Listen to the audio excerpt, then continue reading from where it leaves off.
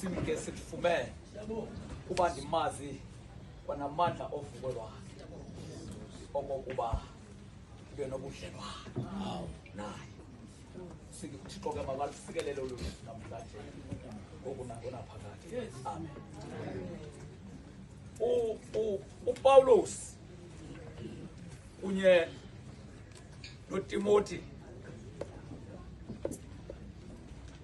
abantu ababengamaKristu kaThixo babhalela abangcwele bebandla laseFilipi. Ithanda le ndawo kuba le ndawo ithi kuba benobudlelwane, kuba benobudlelwane kunye naye.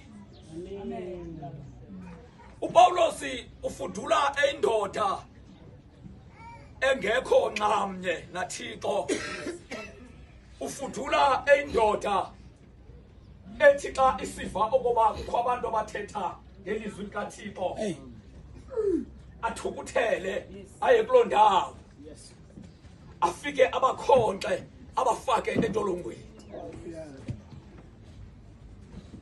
Kuba ngelo xesha uPaulus athatha sonke esi sigaba akakangenwa ngumoya kaThixo, akakawafumani amandla kaThixo, akakabi nguye umntu onobudlelwane kunye noThixo.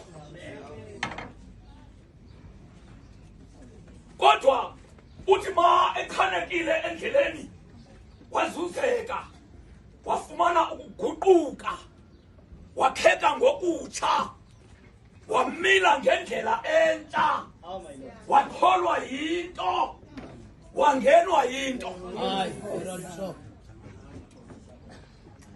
Wathi kuba sibe nobudlelwane, sibe nobudlelwane kunye naye. Umuntu ma efuna ukuba nobudlelwane kunye naye usondela kuye, amkele yena, amkele yena. Aqale lo mfundi fakabharha ngenye imini wathi xa ebona ukuba lona umfundisi ngumfundisi ovela kuThixo, wakhidima ekutshoneni kwelanga, wasondela wathi, Nkosi, ndiyakubona ukuba wena ungumfundisi ovela enkosini, ndingenza njani nokuba ndikuxhamle ilifa ubukumkani bukaThixo. Wathi uYesu kuye, zalwa ngokutsha.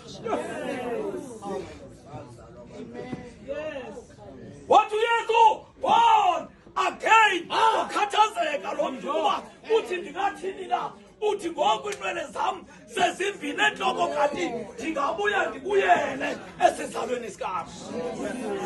Akayivanga inkosi lithi uba ndibe nobudlelwane, akayivanga inkosi lithi ukuze ube nobudlelwane naye yamkela yena, sondela yena, sondela umamkele.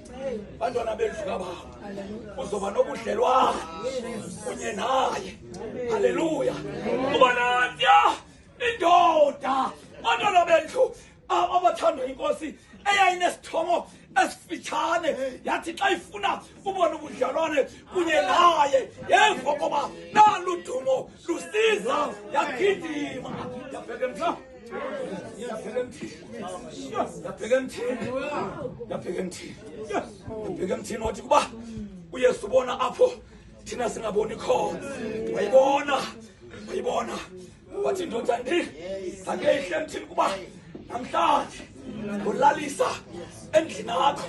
Babhideka abefundi ngoba bamangaliswa kuba uyawuthini na athe ngcwele ayokulalisa endlini kamoya.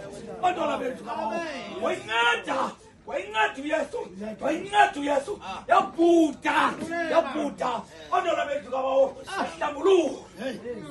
Yathi Nkosi naye nabanina endihle into yakhe okukhethela ngambuyisele, asisondele kuye lo mntu, sizoba nobudlelwane, sizoba nobudlelwane. Kuba utshilo lo mntu wathi akho namnye uyawuya kubawo engayingam. bantwana bendlu kabawo masamkele yena ngoba nguye umphilisi, nguye umuntu oncedayo bantakwethu, nguye umuntu oncedayo phambi kwento beKhalvari. Wanceda ibhatha, wanceda indoda emhlaba ngomkhonto bantakwethu. Ithi ivesi lo mntu amehlo wakhe ekhubazekile kuba wekhubazeke ngamehlo egqwithekile amehlo kodwa wathi uchifa ligazi lemvala bantakwethu waphila wathi xa fuduka phezu kwale ntaba wafuduka nethemba loba okwenene lo mntu, okwenene lo mntu unyana kathini. Khangele lo mntu, khawukhangele lo mntu mntakwethu, iselithuba savumelekile nangoku, selixesha, selixesha, selixesha mntu omthana, selixesha mntu omthana. Ungathi hayi sendikhulile, hayi khawuthathatha uhambo lusentliziyweni bantakwethu. Ukhangele uba uhleli nabani na. Ukhona uYesu, ukhona uYesu athi zani nina nibulalekayo nisindwa ngumthwalo ndinika ukuphumla bantakwethu. Uyabona uYesu ngoba le nto ikusindayo ikhona kodwa xa unosondela masondele kuye. Savumelekile, savumelekile benobuhle lwakhe. Ndimazile namandla ofuko lwakhe, namandla ofuko lwakhe ukuba ndibe nobuhle lwakhe. Wavuka kuYesu wathandekayo bona bafileyo wasinceda ngeleli lakhe igazi satsho safumana uxolelo lwesono. Haleluya. Wasinceda uYesu, wasikhuphe ebumnyameni wasifake